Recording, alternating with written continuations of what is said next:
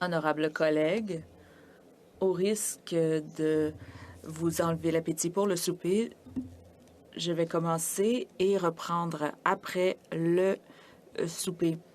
La semaine dernière, nous avons adopté le rapport du comité de sélection qui a abouti à la formation des comités permanents du Sénat. Le premier rapport de Célé a nommé les sénateurs aux différents comités permanents en fonction des proportions que chaque groupe constitue au Sénat.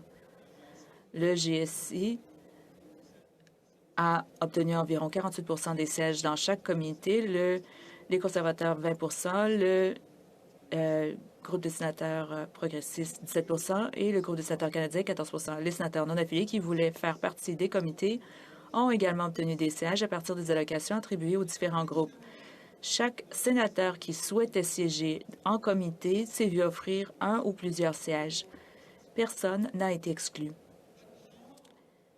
Mais comment un sénateur a-t-il obtenu le siège particulier qui lui a été attribué au sein d'un comité? Ce sénateur avait-il un droit spécial à ce siège? Est-ce que le sénateur a un droit spécial à un siège sur un comité donné? La réponse est évidemment non.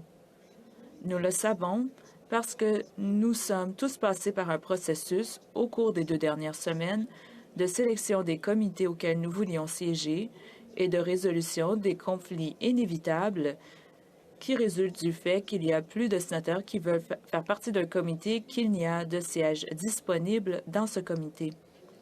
Les différents groupes utilisent des protocoles différents pour attribuer les sièges à leurs membres. Mais je suis sûre que chaque groupe a dû faire face à des chevauchements d'intérêts entre les membres, ce qui fait que la plupart des sénateurs n'ont pas obtenu tous les comités auxquels ils voulaient participer. C'est certainement le cas au GSI. Si tous les membres du GSI ont obtenu le premier choix de comité qu'ils avaient sélectionné, très peu ont également obtenu leur deuxième et troisième choix.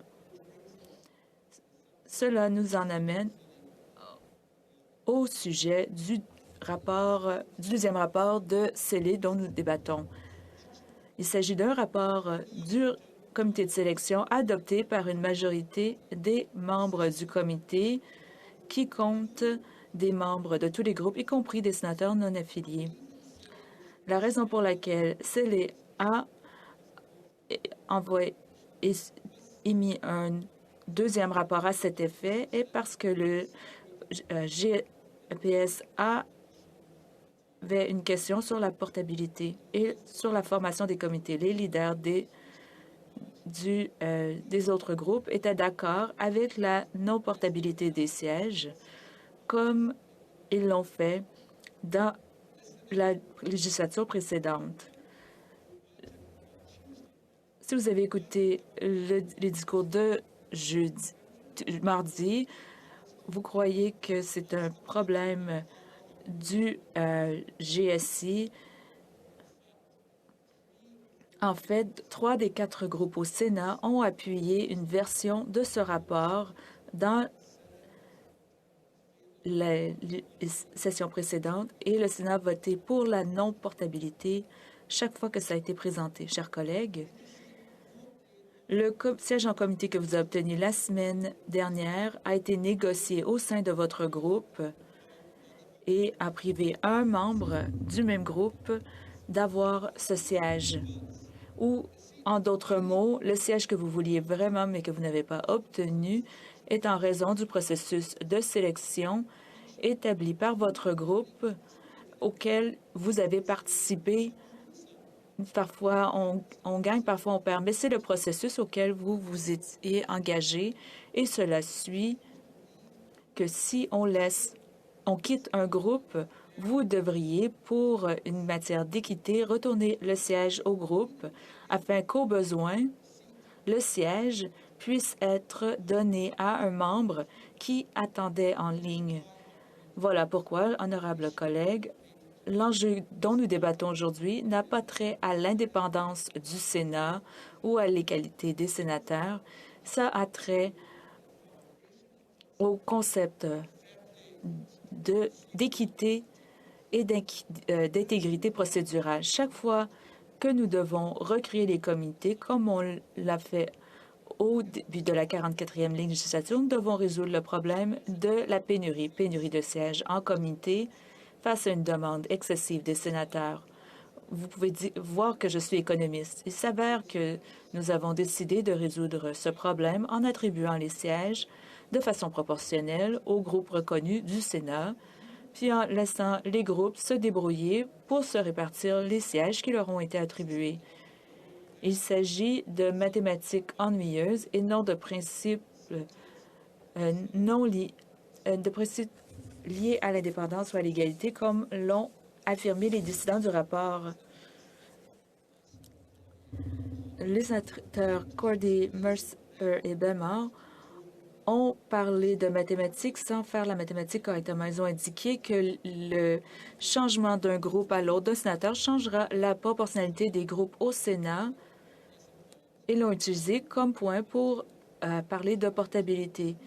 Si vous faites les calculs, vous découvrirez que le déplacement d'un sénateur ou deux change très peu l'allocation des sièges au sein des comités.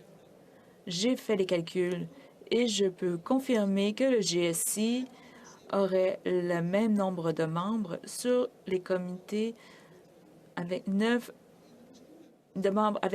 ou 15 sénateurs. C'est un membre qui était notre groupe. C'est similaire à la retraite au décès d'un sénateur qui ne fait pas de changement à la distribution des sièges en comité. Si beaucoup de sénateurs quittaient un groupe, oui, le nombre de sièges serait touché et il serait nécessaire de changer la distribution du nombre de sièges. Mais c'est similaire à la nomination de nouveaux sénateurs qui touche la proportionnalité. En fait, on ne recalcule pas la proportionnalité chaque fois qu'il y a un changement de chiffre ou même lorsque les changements sont assez grands, comme ça a été le cas pendant la dernière législature, lorsque le GSI a cru de presque 20 même si notre nombre de sièges en comité est resté le même. Donc maintenant, j'ai terminé avec les calculs. Je vais maintenant passer aux commentaires de ma collègue sur l'indépendance et les qualités des sénateurs. Le sénateur Mercer a indiqué qu'un sénateur est un sénateur est un sénateur. Il s'agit d'une tautologie séduisante. Mais qu'est-ce que ça veut dire? Et qu'est-ce que ça apporte au débat actuel? Le sénateur Mercer indiquerait qu'un sénateur qui perd son siège en comité est moins égal par rapport à d'autres sénateurs. Mais pourquoi le sénateur se sent-il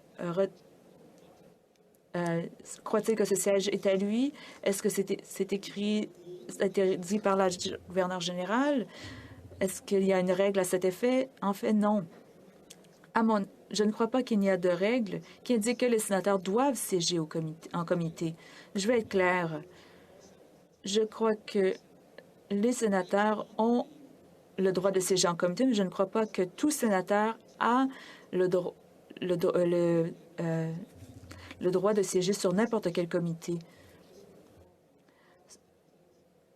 Le rapport ne prive pas les sénateurs de siéger en comité. Tous les sénateurs ont le droit de siéger en comité, y compris les sénateurs qui ne font pas partie d'un groupe ou caucus s'ils veulent siéger en comité. Il n'y a aucune violation du principe de l'égalité. Les dissidents veulent vous faire croire que l'égalité s'applique au droit à un siège dans un comité particulier. Pourquoi est-ce que ça devrait être le cas? Et en fait, pourquoi cela devrait-il être le cas alors qu'il y a davantage de sénateurs qui veulent siéger au sein d'un comité que de sièges dans ce comité? Le point sous-jacent est que même si les sénateurs ont le droit de siéger en comité, ils n'en sont pas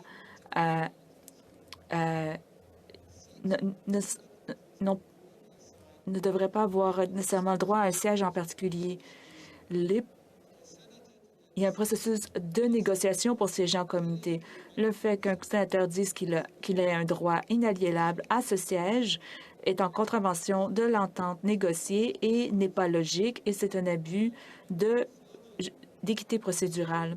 Je dirais aussi que cette conception de portabilité viole le principe d'égalité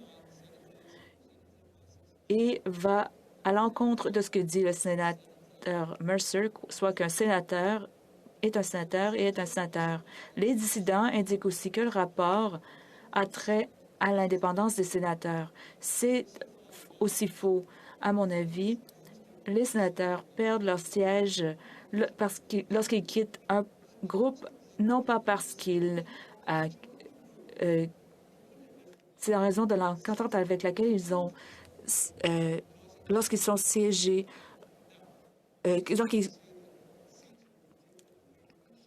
ou plutôt, un siège ne sera pas retiré chaque fois qu'un sénateur quitte un groupe. S'il n'y a pas de demande pour ce siège au sein du groupe, il n'y a pas de besoin de retirer ce siège. Le sénateur peut alors continuer à siéger au groupe. Ce n'est pas une question de vengeance ou de punition.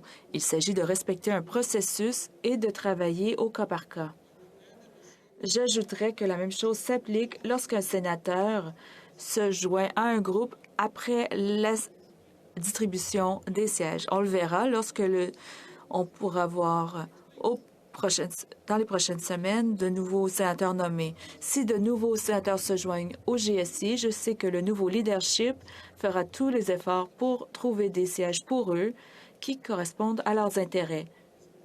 Ce processus en est aussi un de négociation interne qui nécessite des mesures avec un processus défini et une collégialité sénatoriale. Vous rappellerez dans le débat de mardi que certains scénarios n'étaient pas d'accord avec moi, à savoir qu'on obtient nos sièges par négociation. Ils indiquent que cela ne vient pas du groupe, mais du Sénat. Ainsi, un sénateur ne devrait pas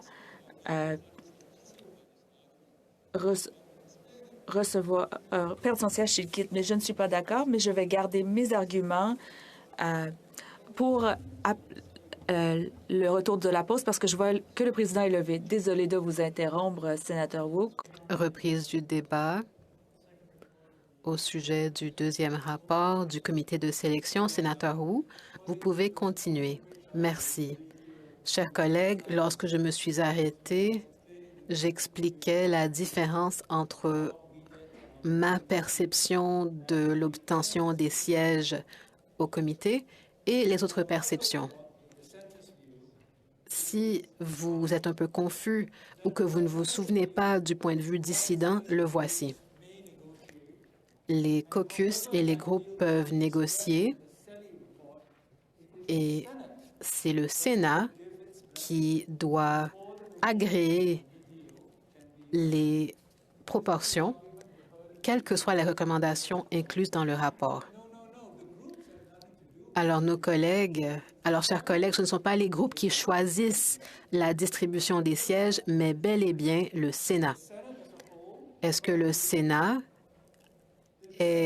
a proposé cette entente? Est-ce que c'est le Sénat qui a choisi les critères pour prioriser un sénateur au lieu d'un autre? Est-ce que c'est le Sénat qui a établi le processus par lequel les conflits concernant les sièges seraient résolus? Bien sûr que non. Tout le travail a été laissé au groupe et au caucus. Il est impossible d'oublier le fait que ce sont les groupes qui ont mis au point le mécanisme d'attribution des sièges aux sénateurs. C'est la raison d'être du comité de sélection. Il permet de présenter officiellement au Sénat les ententes conclues par les groupes et les caucus. De dire par la suite que l'on n'a aucune responsabilité envers les groupes parce que le Sénat prend la décision finale est une esquive ou peut-être une dérobade. C'est comme dire que vous n'avez pas à payer de commission à une agence immobilière pour la maison qu'elle vous a aidé à négocier parce que la décision finale de vendre la maison revenait au propriétaire précédent. Si vous avez encore besoin d'être convaincu, pensons à un scénario dans lequel le Sénat rejette le rapport de Célé sur la formation des comités. Pensez à ce qui se serait passé si le rapport du comité Célé de la semaine dernière avait été rejeté par le Sénat.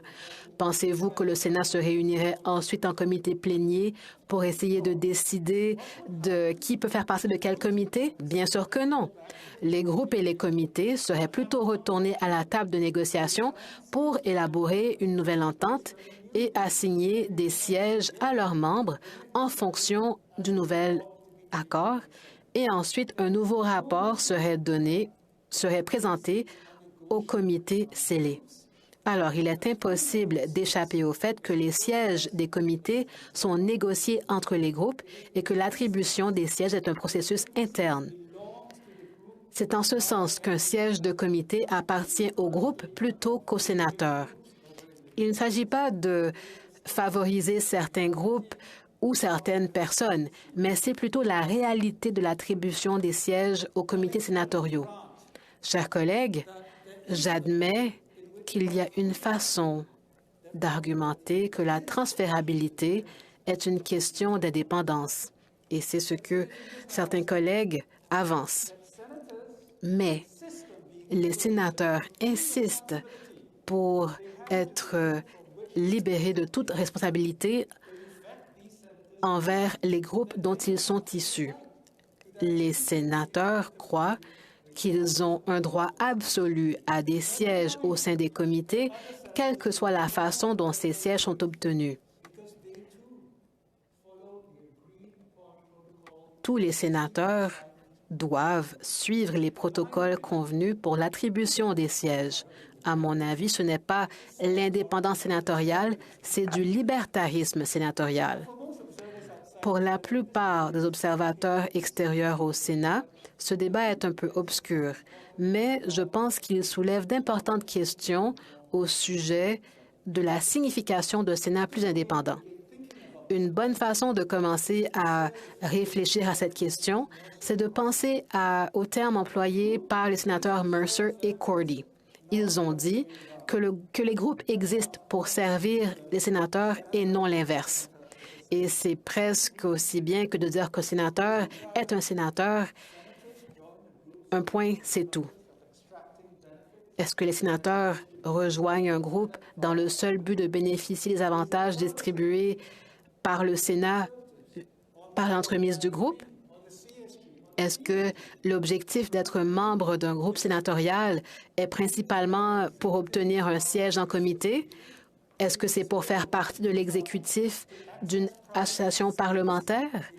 Est-ce que c'est pour avoir accès à des bureaux dans l'édifice de l'Est ou dans l'édifice Victoria?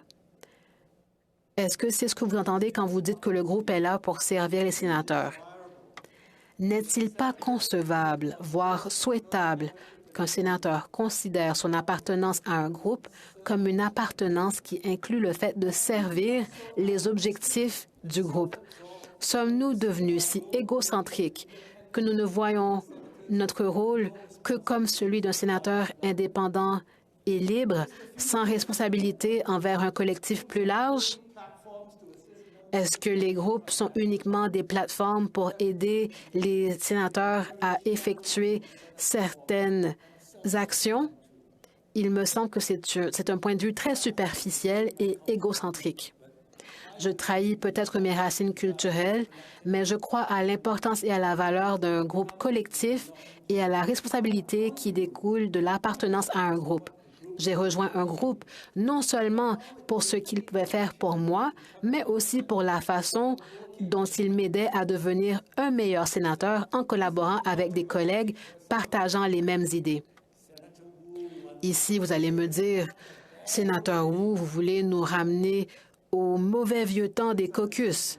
Mais puisque je suis le directeur sortant du groupe des sénateurs indépendants, je me dis que je n'ai que peu d'influence sur l'orientation future de mon groupe. Quoi qu'il en soit, tous les arguments présentés jusqu'à présent sont des faux fuyants. Certains sénateurs sont encore en train de se remettre des cauchemars des anciennes pratiques sénatoriales dans les caucus. Les sénateurs doivent pouvoir prendre des décisions indépendantes sur les projets de loi et les motions, tout en appartenant à un groupe qui valorise le travail en groupe et qui a des règles pour encourager la collaboration basée sur l'équité, le respect et la décence. C'est ainsi que je définirais le groupe des sénateurs indépendants. L'équité, le respect, la décence, les pratiques démocratiques, même dans le contexte d'un groupe très structuré. Alors, ces valeurs ne sont pas incompatibles avec un Sénat indépendant. Dans ce contexte, j'ai été troublée d'entendre dans le discours de la sénatrice Cordy son insinuation d'une motivation sinistre dans le rapport scellé. Elle suggère qu'en appuyant ce rapport, le GSI essaie d'empêcher les sénateurs d'être plus indépendants. Je rejette catégoriquement cette insinuation. Dans quel monde est-ce que ces nouvelles mesures entrent en conflit avec l'indépendance?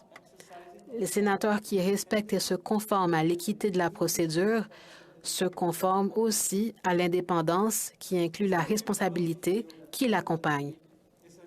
Certains pensent que la transférabilité est un élément important pour un Sénat indépendant et vous ne voulez pas voter contre le rapport à cause de cette idée. Le terme de portabilité ou de transférabilité a des connotations positives et semble aller de pair avec le concept d'indépendance. Je pense à des situations où la portabilité serait le modèle souhaité pour attribuer des sièges en comité. Mais cela ne veut pas dire que la portabilité convient à tous les modèles d'attribution de sièges en comité et certainement pas au modèle actuel que nous utilisons. Lorsque la portabilité entre en conflit avec l'équité, l'équité doit prévaloir. Autrement, votre droit de rester dans le comité de votre choix l'emporte-t-il sur votre responsabilité envers le groupe dont vous avez obtenu le siège? Votre réponse à cette question dépendra de votre pondération relative des droits individuels par rapport aux droits du groupe.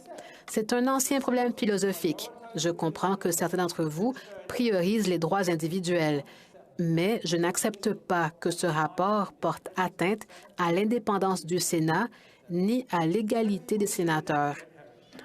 Passons maintenant au prochain faux fuyant. Que devons-nous penser du fait que les règles actuelles permettent la portabilité?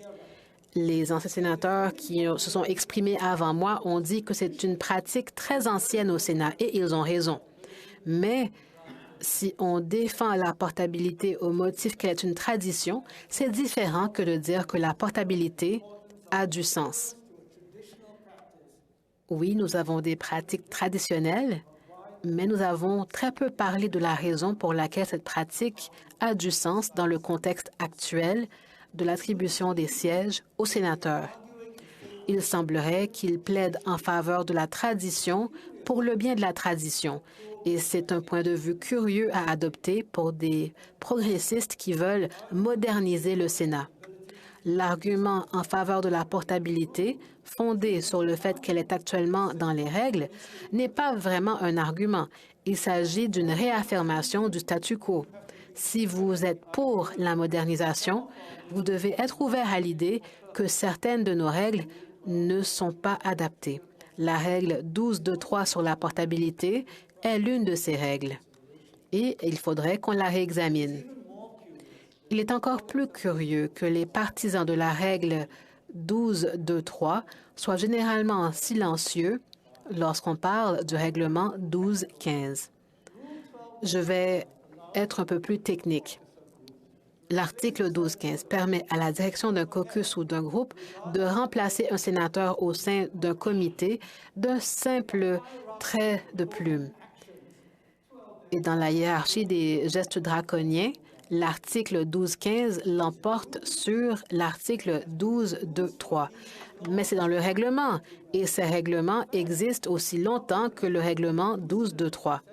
La portabilité serait inutile pour un sénateur qui aurait vu son siège retiré avant qu'il ait eu la possibilité de quitter son groupe. Je ne veux pas préconiser ou défendre le règlement 1215, mais je souligne l'incohérence d'un argument qui est dogmatique dans sa défense. Et c'est une règle le règlement 12.5 est un règlement très insidieux. La sénatrice Cordy dit que l'article 12.5 est une exception acceptable à la règle de portabilité 12.2.3.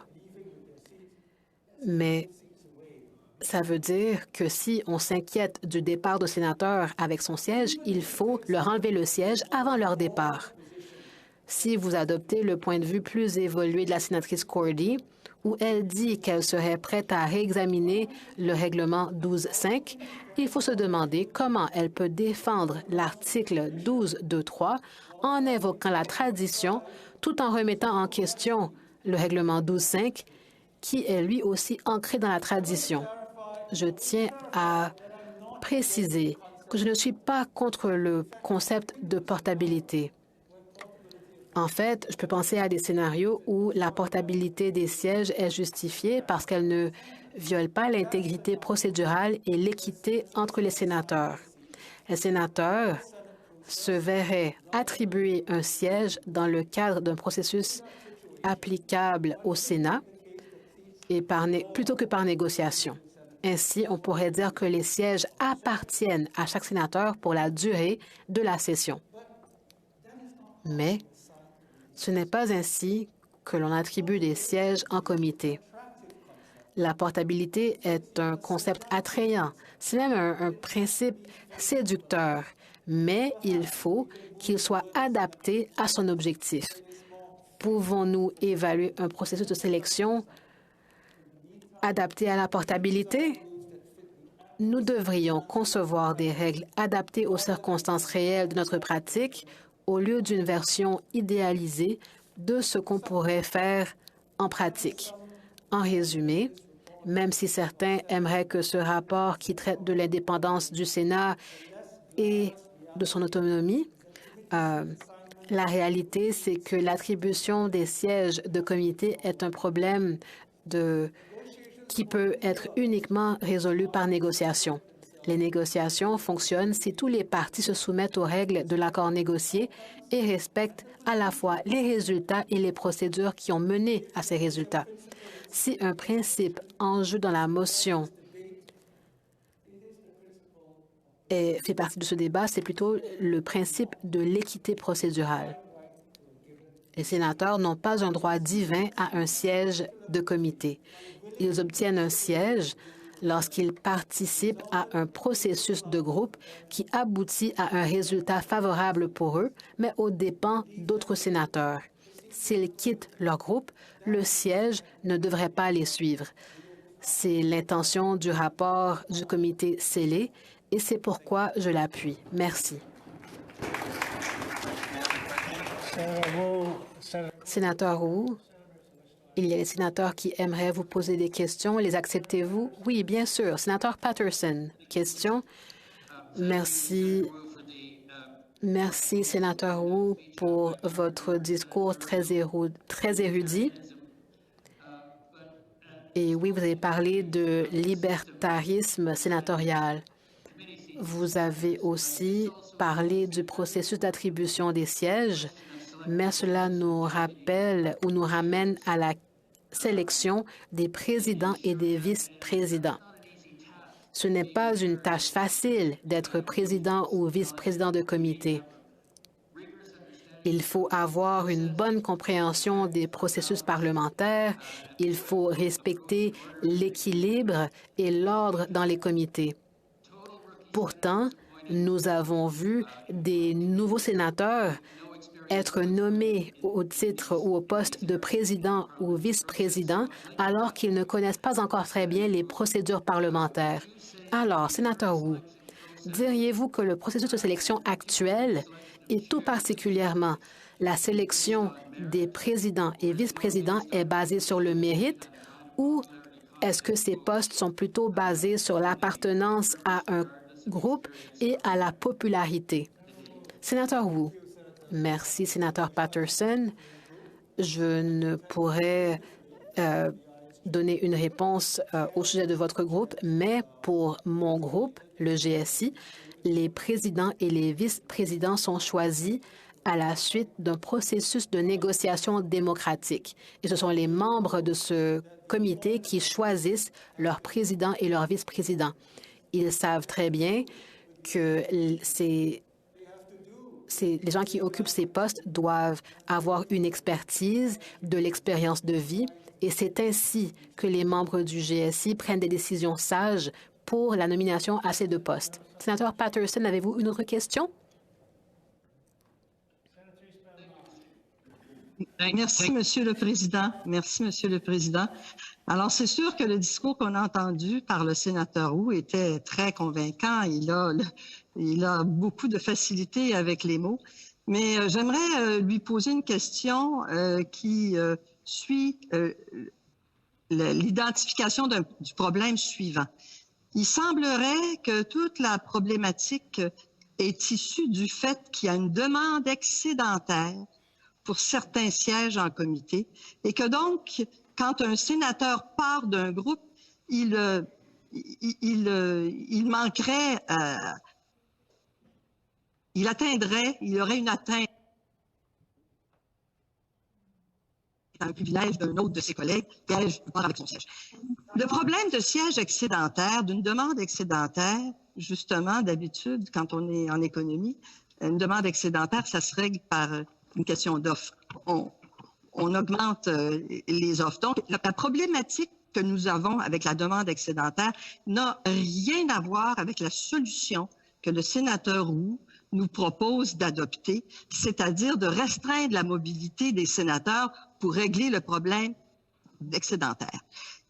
Êtes-vous d'accord avec moi, le sénateur Wu, pour dire qu'il y a une autre règle qui existe pour un comité qui se sentirait lésé, pour un groupe qui se sentirait lésé par le départ d'un sénateur, et c'est la règle 12,24 qui reconnaît en fait que c'est le Sénat qui attribue les sièges et qui reconnaît que c'est le Sénat qui peut enlever le siège à un sénateur. La règle 12.25 que vous avez citée est une règle qui vise à changer la composition quand les sénateurs du groupe sont d'accord. Quand un sénateur ne peut pas être là pour une journée, il doit y avoir un remplaçant. Donc, c'est cette règle-là qui est simplement une règle administrative. Pourquoi ne pas utiliser la règle 12.24 quand il y a un problème avec la mobilité, quand un sénateur part et que vous sentez que votre groupe a été lésé? Sénateur Wu, merci, sénatrice Bellemare. Et certains d'entre vous ont entendu l'interprète signaler qu'elle a eu de la difficulté à interpréter, mais je vais répéter la question que j'ai cru comprendre. La sénatrice Bellemare demande s'il y aurait un autre moyen de résoudre le problème d'équité procédurale lorsqu'un sénateur quitte un groupe et qu'il y a beaucoup de demandes pour se joindre à ce groupe. Au lieu de limiter la portabilité, on pourrait demander au Sénat d'utiliser ses pouvoirs en vertu de la règle 12.2.3 et le Sénat pourrait ensuite combler le poste resté vacant suite au départ de sénateurs. La réponse à la question, c'est que ce que vous proposez, c'est de la renégociation. C'est exactement ce que vous proposez. Si vous dites qu'à chaque fois que le membre d'un groupe quitte son groupe et part avec son siège et que la façon de remédier au déséquilibre dans ce groupe qui avait auparavant ce sénateur comme membre, alors si la façon de remédier au déséquilibre, c'est de trouver une nouvelle personne, ça veut dire que le Sénat serait responsable de trouver un remplaçant. Je suis sûre que cela nous mènerait à une renégociation des sièges au comité. Il y aura peut-être des circonstances où le Sénat dira qu'il y a eu des circonstances particulières, alors ils vont accepter à l'unanimité de remplacer le sénateur. Mais si ce n'est pas possible, ça veut dire qu'on revient au problème déjà mentionné. Ça veut dire que le Sénat, dans son ensemble, va devoir résoudre un problème qui serait mieux résolu par les groupes individuels. Et c'est pour ça, sénatrice Bellemare, que je ne crois pas que la règle 12.5 est la solution à ce problème. Quand vous n'êtes pas près votre microphone, on ne peut pas vous entendre. Sénatrice Bellemare. Oui, thank you very much. Merci beaucoup, Monsieur le Président, et merci pour la question supplémentaire. Ma question est la suivante. Il est difficile d'intervenir dans le paradigme du sénateur Wu. Dans son paradigme, le groupe est l'entité à qui appartient le siège et le groupe doit négocier. Les sénateurs n'auraient aucun rôle à jouer et le Sénat lui-même n'aurait aucun rôle à jouer. Mais la réalité, c'est que dans l'ancien système, s'il y avait une règle qui protégeait l'indépendance, c'est la règle de la portabilité. Alors, ma question supplémentaire est la suivante. Un Sénat plus indépendant et moins partisan, tel que le GSI dit vouloir avoir un Sénat plus indépendant, alors, pouvez-vous nous dire où il y aurait le bris de privilège si un sénateur souhaite siéger indépendamment? Je remercie la sénatrice Bellemare pour ses idées réfléchies sur la modernisation du Sénat et sur la façon de le rendre plus indépendant. Alors, je la remercie pour tout cela. Avant de répondre à la question, j'aimerais remettre en question une partie de ce qu'elle a mentionné. Elle dit que si les sénateurs choisissent l'attribution des sièges, ça enlève le pouvoir aux sénateurs individuels. Mais ce n'est pas vrai. Je parle au nom du GSI et les membres du GSI ont conçu le processus. Moi, je suis un serviteur du processus. Les membres du GSI se sont mis d'accord sur le processus. Alors, ils avaient leur mot à dire sur la conception du processus. Deuxièmement, ayant eu leur mot à dire sur le processus, ils ont pu exprimer leur point de vue. Ils ont pu nous parler de différents systèmes et ils ont pu en débattre. Une fois qu'ils ont exprimé toutes leurs idées, tout le monde n'était pas là lorsqu'on a eu ces discussions, mais la plupart des membres du GSI qui étaient impliqués dans la conception du système et qu'ils ont convenu et auxquels ils ont pris part ont choisi ce processus. C'est pourquoi nous devons être responsables et nous devons suivre le processus établi. Avant d'arriver à votre question, j'ai une autre chose à mentionner. Nous avons parlé de la logique voulant qu'un siège soit rendu vacant au départ de sénateurs, mais cette logique n'a pas à être appliquée à chaque fois qu'il y a un départ. En fait, il y aurait sûrement de nombreuses circonstances où le départ de sénateur d'un groupe ne résulterait pas en un siège vacant. Peut-être qu'il y a une excellente raison pour que ce sénateur continue de siéger à ce comité, donc il n'y aurait pas raison d'appliquer la règle de non-portabilité. Mais il faut que ce principe soit mis de l'avant pour qu'on puisse maintenir notre intégrité. Oui, on veut avoir un Sénat plus indépendant et je pensais avoir bien mentionné certains aspects, mais j'aimerais revenir à mon argument principal. Il n'y a aucune incompatibilité entre les groupes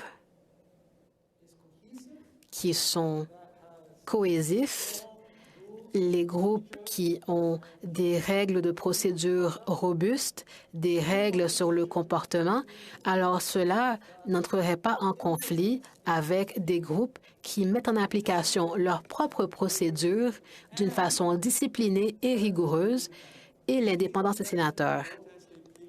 Les sénateurs pourraient voter comme ils veulent, exprimer leurs idées sans contrainte. Il n'y aurait aucun conflit entre des sénateurs solides et des groupes solides. Certains disent qu'avoir des groupes robustes signifie que les sénateurs individuels ont moins d'indépendance. Mais les groupes existent pour servir les sénateurs et non l'inverse. Mais il y a quand même un équilibre. À mon avis, il faut qu'il y ait des groupes qui fonctionnent bien, qui sont fondés sur des principes bien ancrés et qui vont protéger l'équité et l'indépendance au Sénat. Sénatrice McFadden, merci, Votre Honneur. Sénateur Wu, accepteriez-vous une question? Merci beaucoup. J'aimerais revenir à une question que j'ai mentionnée lors de l'un de mes discours et merci d'avoir écouté mon discours. Vous vous souviendrez que j'ai mentionné la décision du président au sujet de la règle 12.5. Il y avait un élément précis que je vais vous demander d'interpréter qui est lié à l'appartenance des sièges. Si un sénateur se retire d'un caucus, la règle 12.5 cesse de s'appliquer. Le sénateur garderait sa place dans tous les comités, à moins qu'il ne soit expulsé, soit à la suite d'un rapport du comité de sélection ou à la suite d'une motion substantive adoptée par le Sénat. Sénateur Wu, merci pour la question et en passant, merci d'avoir accepté l'offre d'un siège au comité des pêches. J'étais attristée de voir que vous n'aviez reçu aucun siège et il me semble que tous les groupes tentent de trouver une place pour les sénateurs non affiliés. Et dès que je l'ai appris, je vous ai donné des options et je suis ravie que vous l'ayez accepté.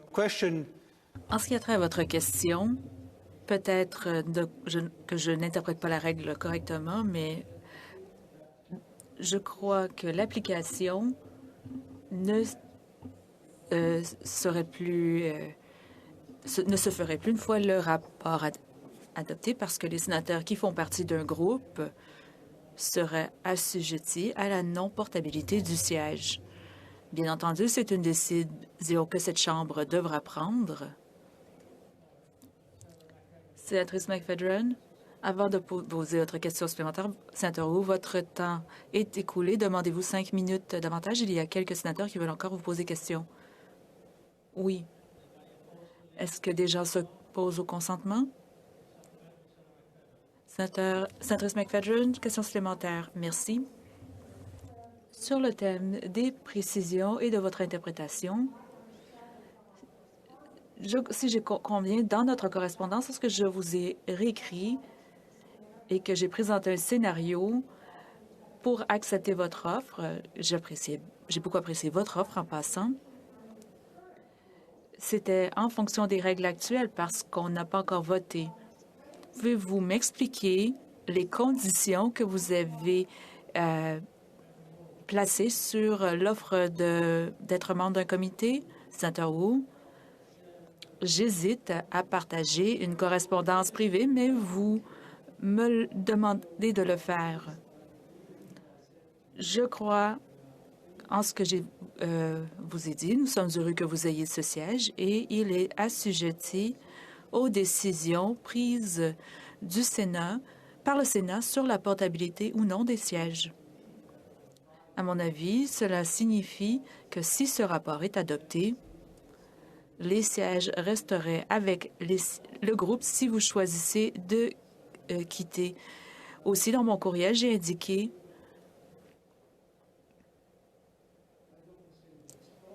je ne ne veut pas dire que ce serait extraordinaire, mais on ne devrait pas s'attendre à ce qu'on retire des sièges à tout vent.